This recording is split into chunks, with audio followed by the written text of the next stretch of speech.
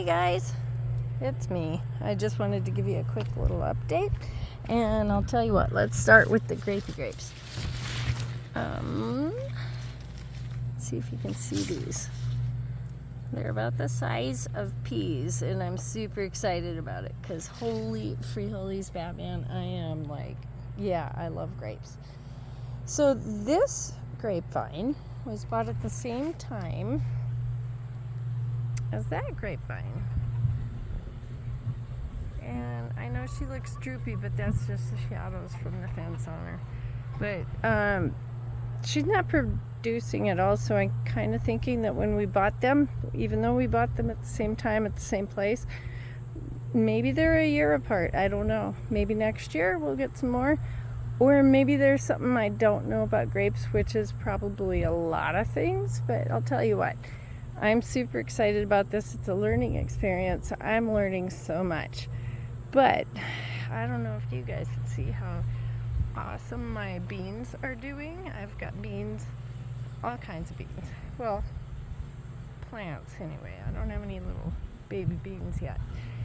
No beano for me. My potatoes, let me zoom out. Potatoes are doing great. I've got a nice, lovely little mix of different kinds.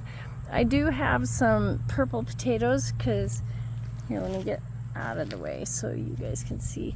Some of them, they have darker stems, a little bit of a bluing on their leaves, but yummy. Super excited about those. We discovered those in Oregon when we were living there, and I'll tell you what, found out we love purple potatoes. So all of our plants are doing really great. These are pickling cucumbers. I started them later than the rest of them, and by seed, because we had such a long, well, I don't want to say spring, but it's almost like we didn't have spring. We went directly from winter to summer. This one is, these were extra seeds that got wet and I had to plant it, so I just threw them in the center. And hopefully it'll provide a wee bit of shade for some of the plants. Same with these pea plants. They are struggling. They're not as hardy as the other ones, but these were not planned. They happened to get wet when it was raining. I was working in the garden and it rained, and I was like, oh, I better plant those because they're not going to last. More potato plants, and they're doing great. And as you can see, I have lots of grow bags with all kinds of summer salad kind of fixins. I got to do something about this mess. I've got more irises there. My strawberry plant is doing great. I got all kinds of little tiny baby strawberries getting ready to, well, it'll be a little bit, but you know, they're flowers.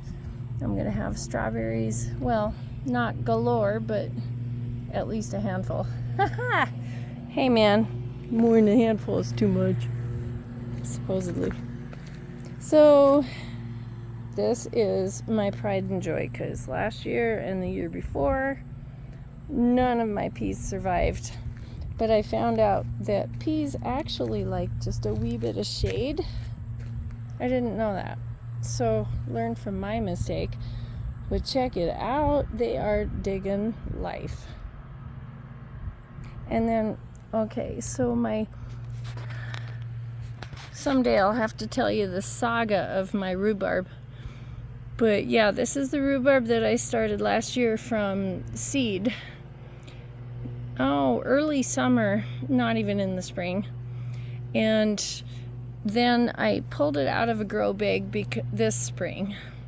And I probably should have waited till fall, but they were struggling to live. They were probably root bound. I don't know. I'm just guessing. They were struggling. So I pulled them out and threw them in the ground. And now, even though something is eating them up, they are growing and actually, check it out, spreading. Now, I do have some weeding, so bear with me. Sorry. Cover your eyes. That's a sin right there. Unpardonable sin for gardeners. my blueberry bush. And then I don't know if you guys remember all the fartichokes that were growing in my pile of weeds. And by the way, this is all I dug up this spring/summer when I put the garden together. This is what I dug up. Can you believe that? Before I put this all down. Yeah, hard, lots of work. But I dug up as many of the greens as I could yesterday. Most of them fartichokes. Sorry, they're actually Jerusalem artichokes, but I call them fartichokes because I don't like them and they do cause gas. So if you have IBS or something, yeah, don't be eating those. Not a good plan. Not a good plan at all. So I dug those up and gave them to my chicks, or my hens, and the chicks, and they loved them, ate them up. And that will keep them from growing in my weed pile. I don't know if you can see, but holy free holies, my bees are going absolutely crazy. They are having a summer blast. All right, guys. Well, listen, thanks for putting up with me. Sorry I'm so slow at talking. My apologies about my voice, but it is what it is. And I will talk to you guys later.